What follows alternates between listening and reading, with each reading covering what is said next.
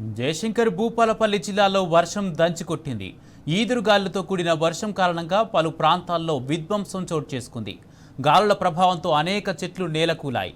పలుచోట్ల రోడ్డు పక్కన ఉన్న పెద్ద చెట్లు కూలడంతో ట్రాఫిక్ కూడా స్తంభించినట్లు సమాచారం. అంతేకాకుండా పట్టణంలోని పలు ప్రాంతాల్లో ఫ్లెక్సీలు, హోల్డింగ్లు నేలకొరిగాయి.